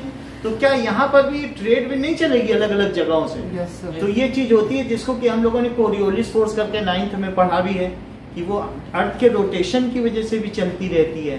सो अर्थ के रोटेशन की वजह से या किसी न किसी वजह से सब चलता रहता है। सो इतनी बात समझ में आ गई? So our atmosphere is ever changing. Now अब क्वेश्चन आपसे पूछा जा रहा है कि what is the reason for twinkling of star? Sir due to different atmosphere. ये ठीक बताना है। तो इन्होंने जैसी बात कही उस चीज को हम एक्सप्लेन करें कि ये क्या कहना चाहते हैं। तो सच में सही बोला है।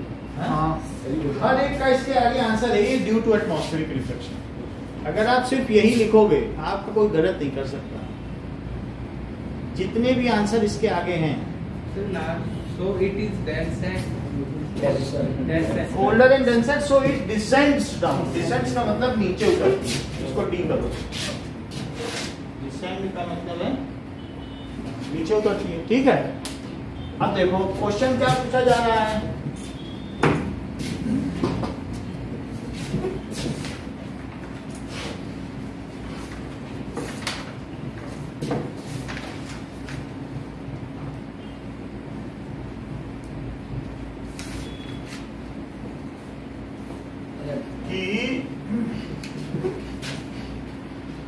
Why the stars twinkle?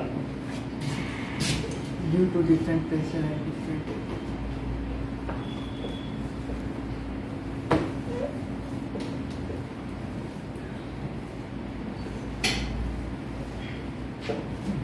जरा देखें कि जब हमारे पास ये अर्थ का एटमॉस्फेयर है और उसके ऊपर डिफरेंट लेयर है, तो बताओ जब ऊपर की लेयर से नीचे आएंगे तो हवा डेंसर होती जाएगी कि रेयरर? denser ठीक बता रहे हैं, क्योंकि सर, नीचे रेयर। गर्म है ना, तभी तो रेयरर है। सर अब बहुत गर्मी की वजह सर, से रेयर है। फैलती है, सर। है ना? सर ये वाला पेज पे बात की सर। ये वाला पेज लगा दीजिए। ठीक है, भी लगाते हैं।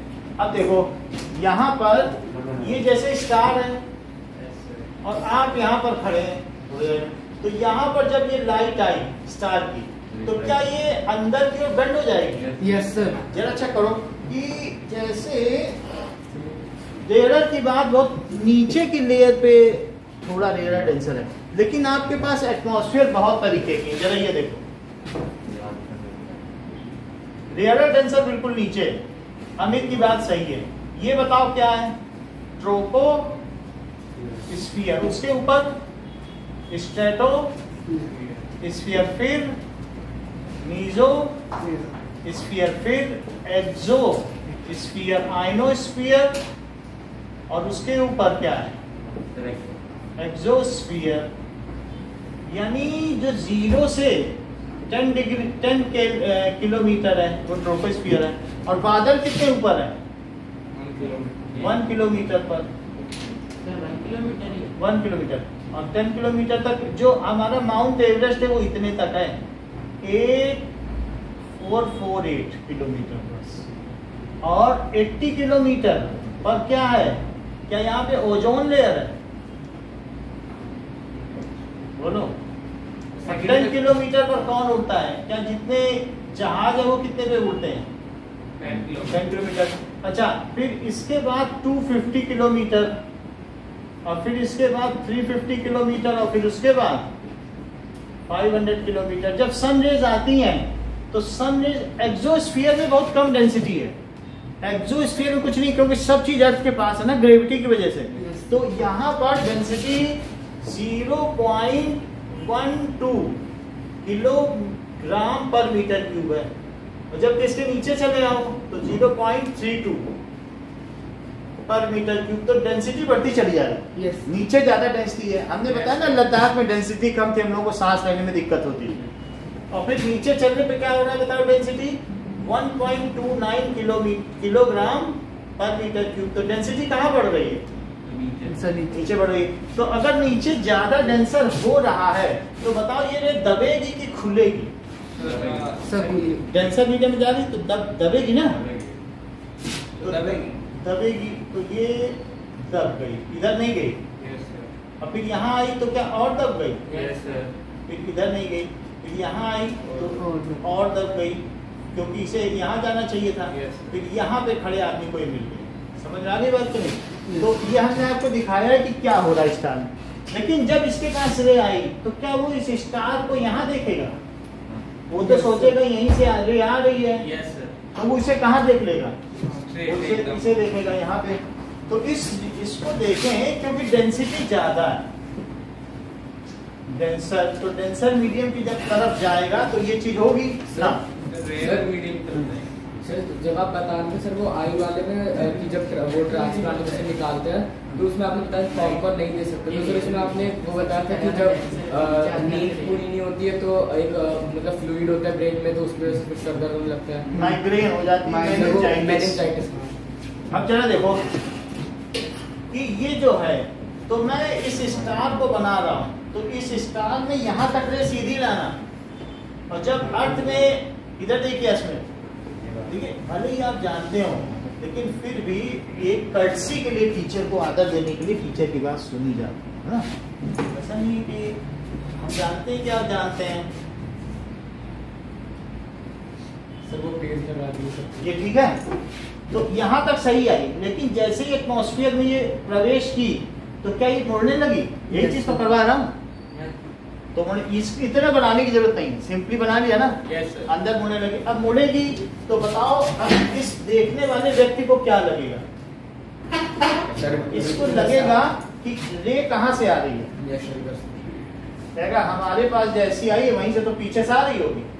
तो क्या उसकी वो जो इमेज होगी ये स्टार की, तो दैट इज एक तरीके की वर्चुअल होगी, ऊपर बन गई ना, स्टार नीचे था। सो जो actual position of star is below its image.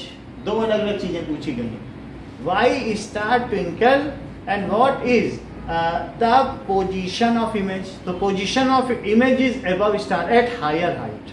कहां पर है वो? हायर हाइट पर है। सो जरा इस चीज को देखें सर कौन सा ना, इतनी बात हो गई। अब देख लो कि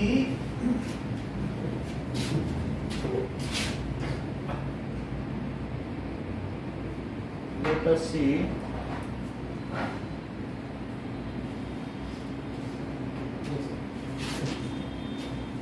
ना, अब देखो तो when rays, ठीक है, स्टार क्या है? Star is at very distant place and very less amount of light we receive from it. Serious बात है, बहुत ज्यादा रोशनी तो नहीं पाते होंगे। सो स्टार, इसी का आंसर है star is at very distant place and we receive very less amount of light from it. It is a point-sized luminous object.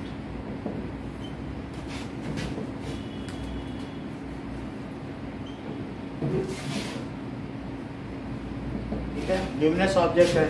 So due to our wavering atmosphere that is ever changing, लगातार atmosphere change हो रहा है कि नहीं?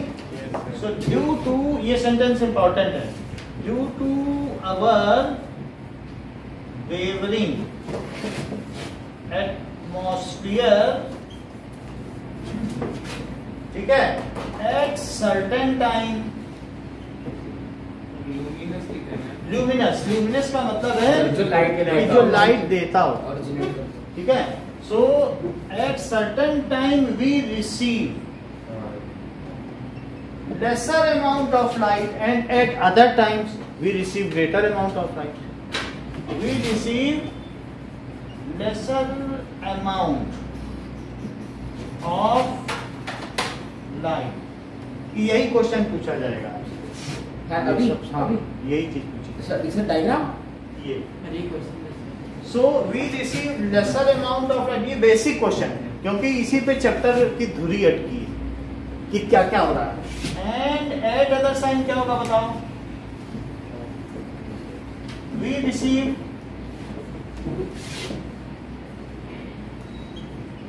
मोर amount of light. कभी हम ज्यादा light receive करते हैं तो देखो है बात की नहीं, क्योंकि अगर वो पोजीशन चेंज हो रहा है तो कभी कभी ऐसा होगा कि वेवरिंग की वजह से कुछ रेज इधर उधर चली गई, कुछ कई चीज स्कैटरिंग हो गई, तो क्या हो गया आगे हम देखेंगे।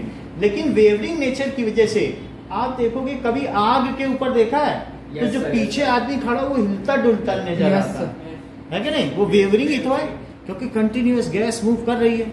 तो आग के ऊपर पीछे कोई खड़ा, होली जल रही तो आपको लगेगा ये हिल डुल रहा, तो वही चीज है। Receive less also the position of star keep on changing. ऐसा नहीं है कि वो डिमर और यही हो रहा है, स्टार इधर उधर भी हो रहा है। Also the position of star keep on changing, twinkling भी हो रही है। और दूसरी बात क्या है कि मान लो अभी ये है तो थोड़ी देर बाद वहां से जो रेज आ रही है वो सिंगल पॉइंट है, तो उसकी पोजीशन लगातार, अगर चीज आपका एटमॉस्फेयर इधर उधर हो रहा है, हिलते डुलते पानी के नीचे मछली देखोगे समझ ही में नहीं आएगा कि इधर है कि इधर है, उसकी पोजीशन नहीं बदलती जाएगी क्योंकि लाइट लगातार आपके पास एक जैसी तो आएगी नहीं। सो आल्सो एक तो क्या हो रहा है, क्या वो टिमटिमा रहा है, क्या ब्रिलियंसी कम ज्यादा हो रही है, तो ट्विंकल हो गया, और साथ में उसकी पोजीशन भी बदल रही है। Also its position keep on changing. Star move करता है, स्टार नहीं मूव करेगा, लेकिन उसकी जो इमेज है, अगर इमेज है आप अपना लेंस मूव कराओ, आप अपना मिरर ही मूव कराओ, ऐसे हिलाओ डुलाओ, तो क्या इसकी लाइट की जो इमेज बनेगी वो हिलेगी डुलेगी नहीं? तो मेरा कहने का मतलब है जिस मीडियम के थ्रू आप इमेज पा रहे हो वो मीडियम ही परिवर्तनशील है, तो क्या आपको स्टार एक ही जगह दिखाई पड़ेगा? नहीं दिखाई पड़ेगा। And also its image keep on moving, ये भी क्यों होगा? Due to wavering nature of atmosphere, due to wavering nature of atmosphere. ठीक है, 5 मिनट दे देना सर याद। हाँ ठीक है। अच्छा इतनी बात हो गई, फिर से बता देंगे। This causes twinkling of star, इसे क्या कहेंगे? Twinkling of star.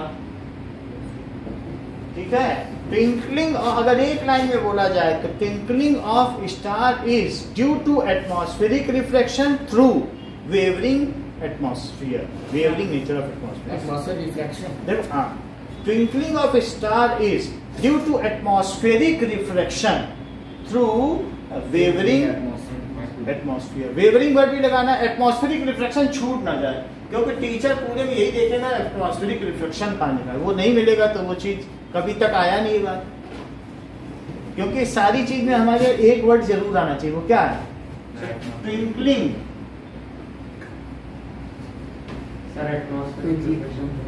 Of star is due to, ठीक है, रिफ्लेक्शन थ्रू, किसकी वजह से? Constantly change. हाँ, थ्रू वेवरिंग एटमॉस्फेयर। और एक और लिखो, एटमॉस्फेरिक रिफ्लेक्शन लिख दो या रिफ्लेक्शन थ्रू वेवरिंग एटमॉस्फेयर, कुछ भी लिख दो। अब इसके बाद also the apparent position of star is above the actual position of star due to change due to the reason that density towards earth becomes higher। नीचे चलने पे डेंसिटी कैसी होती चली जाती है? सघन होती चली जाती है। सो ऑल्सो, दूसरी चीज क्या कही गई है? Also the position, apparent position of star, book में लिखा है अपरेंट पोजीशन फिगर में। सो अपरेंट की स्पेलिंग देख लो, दो भी बने, apparent position of star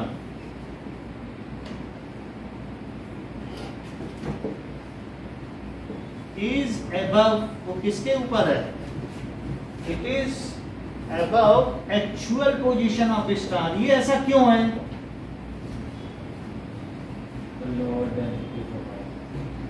star sir above actual position, above लिख लो या higher लिख लो। सर आपने को लिखा है ना all sets image keep on moving, तो सर वो हिलती होगी बट वो ऑब्जर्वेबल तो नहीं होगी ना सर? नहीं, हल्की सी हिलती होगी। क्योंकि जब मिली तो स्टार का इधर का पोर्शन कट गया, कभी इधर का कट गया, इधर का कट गया, इसको ट्विंकलिंग कहते हैं। मतलब स्टार है लेकिन कुछ ना कुछ कम मिल रही है हमें लाइट, तो वो ट्विंकलिंग को उसको भी करती है। और star as density increases towards surface. Sir आपने ऊपर में 6 लाइन लिखी है, वो रीजन लिखे या फिर तो 2 लाइन में लिखा है वो? देखो सर इंटेलेक्चुअल भाई, हम प्रवीण होते तो कहते हैं यही लाइन, तो आपके लिए हम क्या बताएं? आप सब प्रबुद्ध व्यक्ति हो, आप कहोगे सर इतने छोटे आंसर में बना क्या नंबर मिलेगा? है ना, तो इंसान देख के बात करना चाहिए। So star is above actual position of star due to the region that density increases towards surface। that हमने आपको पूरी बात बता दी आपके सूचना के अधिकार से, अब आपको जो लिखना है सो लिखो, हमें तो पूरा बताना पड़ेगा ना। Due to air density increases towards, भाई आजकल का 1 रुपए भी किसी से मांगो तो बहुत मुश्किल होती है, हम तो आपको 20 रुपए की काफी दे रहे हैं, तो कुछ तो अपेक्षा करेंगे कि नहीं आपसे? कुछ अर्निंग हो, लिखने के लिए आप एक लाइन भी लिख लो। So this is the reason कि ट्विंकलिंग क्यों होती है।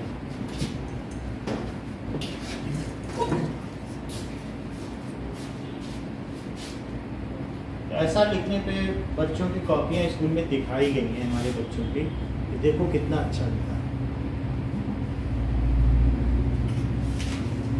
कौन सी तो अगर ऊपर की छह जो भी चाहे 11th की हो या 10th की हो, जो बच्चे हमारे लिखते हैं ना, so those copies are rotated in class। देखो कितना बढ़िया लिखा है, सब लोग सीखो।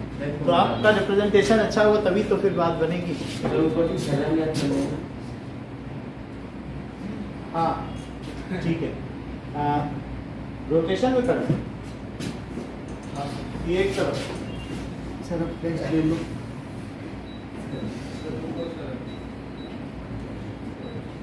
चलो अब नहीं, चलो ठीक है ना, बस आगे मालूम चलो।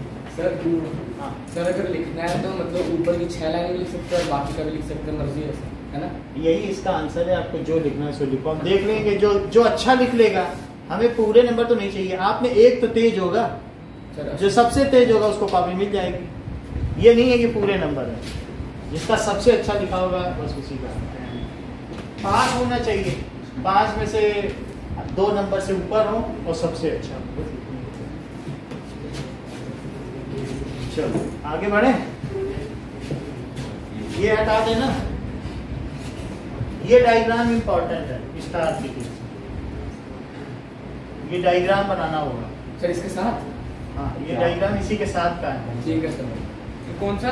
ये ये ऐसे यहाँ मुड़ना चाहिए, यहाँ तक सीधा है, यहाँ से मुड़े और फिर यहाँ से सीधा चले। बुक का ही है।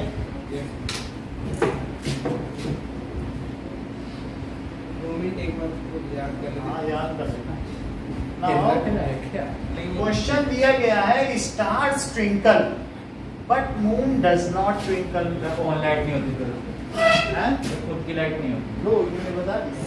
सर क्लोजर डिस्टेंस पे होता है। पूरी बात है। अब ये सारी चीजें एक लिख दी। पहला अस्मित ने बताया वो संदेश लाइट रिफ्लेक्ट करता है। कि ये कोई रीजन नहीं है। It is not the case that it is not a luminous object. पहला बताया। तो अस्मित की बात पे चले कि जैसे दूसरे लोग ऐसा ना समझ लें कि खुद की लाइट नहीं है, स्ट्रिपिंग करने का है। तो इसका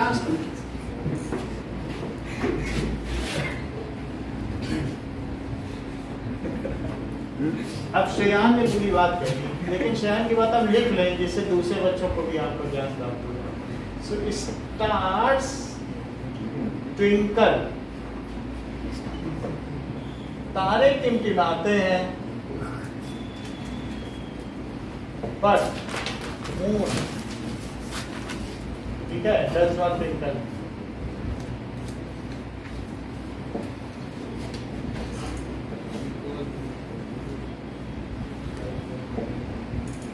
Why? साइज बहुत लार्ज है। हाँ? साइज लार्ज है। क्या? हाँ, ये सही बात कही है। This is the one. So stars twinkle नहीं, ये सही बात सही है। This is the one. So star twinkle but moon. So stars twinkle. अच्छा, इसका हम लोगों ने वो ले लिया ना। हाँ सर ले रहा है।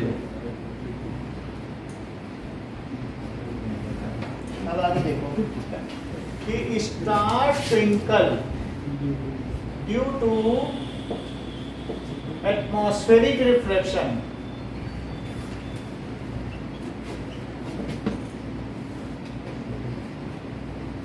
Through wavering belt of atmosphere.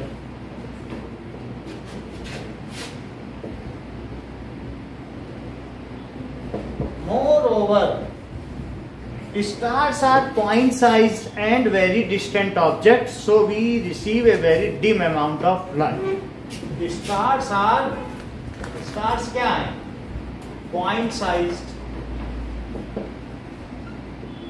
and very distant object.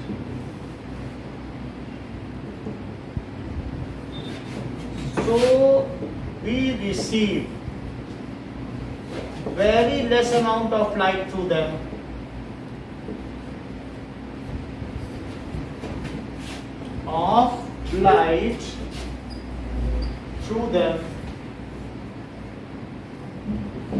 Which continuously flicker.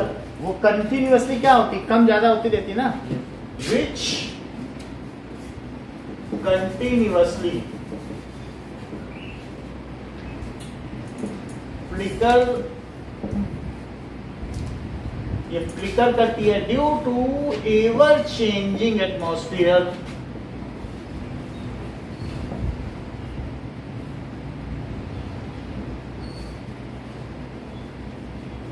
तो बहुत सारे रीजन है, एक तो दूर है उनसे डिम लाइट है वो भी कम ज्यादा हो रही है, तो ये सारे रीजन किसकी वजह से, एक एटमॉस्फेयर भी बदल रहा है।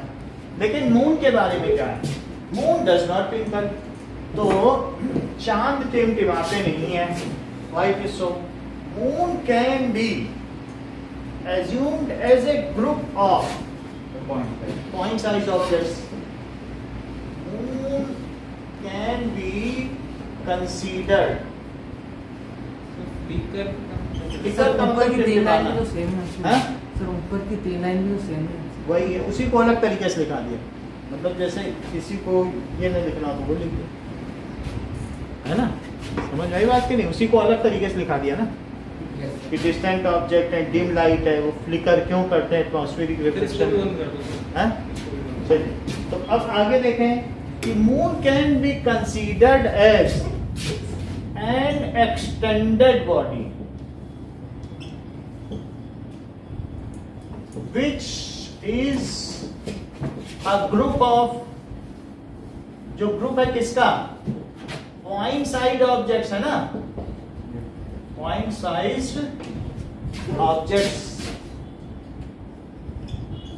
What ever light comes through moon, इसमें से कुछ लाइट हमारे पास आएगी, सो 50% ऑफ देम, आधे उसमें से जब डिम होंगे तो आधे उसमें से ब्राइट होंगे, so the average of all light coming from moon to us, उसमें तो millions of point है ना, तो कुछ टिमटिमा के हल्के हो रहे हैं, कुछ बड़े हो रहे हैं, लेकिन जब उनकी the total average variation in the amount of light received through moon is 0, क्योंकि एक साथ बहुत पॉइंट को रख दो, एक सिंगल पॉइंट है तब तो टिमटिमाता रहेगा, लेकिन आधे अगर उसमें डिम हो गए तो जो आधे ब्रिलियंट हुए, क्या उन्होंने उनको कंपेंसेट नहीं कर दिया, बोलो, सभी तो एक साथ डिम नहीं होंगे, सब एक साथ ही है कि कंटिन्यूअस में है, सो तो क्या होगा, group of point size object, moon is very near to us, so we receive a good amount of light through them, पहले तो ये भी बात, moon is very near to us, so we receive large amount of light, a good amount of light through them, of light through them. आपने इस बारे में ऊपर की 6 लाइन लिखी थी, 4 इंच लगभग सीधी, आप लाइन गिनते रहोगे, एक बार सर वो समझा देना सर। हाँ? अभी हम समझा देंगे, स्टार का समझ में आ गया, यस। अब मून का समझ कि मून के केस में क्या होता है कि मान लीजिए मून की लाइट हमारे पास पहुंची और मून को हमने ये मान लिया है कि बहुत सारे पॉइंट साइड ऑब्जेक्ट हैं, तो थोड़े पॉइंट उसमें डिम होंगे तो थोड़े पॉइंट क्या होंगे, सब ब्रिलियंट हो जाएंगे, जैसे ये मून है और मून से हमारे पास लाइट हर पॉइंट से यहाँ पहुंच रही है, सो ये बहुत सारी पहुंच रही है, तो अब यहाँ पर मून से जो आने वाली लाइट है वो भी एटमॉस्फेरिक रिफ्लेक्शन से आ रही है, ऐसा नहीं है कि वो उससे नहीं आ रही, लेकिन इसके कुछ पॉइंट कभी कभी ज्यादा चमकदार होंगे तो कुछ डिम हो जाएंगे, बोलो ऐसा होगा कि नहीं, तो अगर मैं देखूं कि कुछ पॉइंट कम चमकदार कुछ डिम, और कभी जो चमकदार है क्या अगले टाइम पे वो डिम हो जाएंगे और दूसरे चमकदार हो जाएंगे, so average variation from all the points, ठीक है, average variation of all the light, total light received from all the points from moon is 0, यही सेंटेंस बुक में लिखा है कि उनसे भाई आधे ज्यादा चमकदार और उसके बगल वाले कम चमकदार, तो हम तो एक साथ देख रहे हैं तो हमको कम ज्यादा थोड़ी ना दिखाई पड़ेगा, सो टोटल वेरिएशन 0 हो गया, कभी ये ज्यादा चमकदार तो वो कम चमकदार, और लेकिन है तो सब साथ ही, तो सब एवरेज वेरिएशन क्या होगा, 0, so it does not appear to be twinkle. हमारी आंखों में तो उतनी ही लाइट आ रही है, चाहे इसकी वजह से आए, अगल वाले की वजह से, चाहे बगल वाले की वजह से। समझ में आई बात कि नहीं? तो अब देखो now, though few of them at certain times become dimmer and at the same time others become brilliant, क्या अदर तेज नहीं हो जाएंगे? So अब जरा देखो, we receive good amount of light, though individually, अब देखो सबसे सिंपल बात, तो individually these points keep on twinkling, twinkle करेंगे, though individually these points keep on twinkling, keep on twinkling, but average variation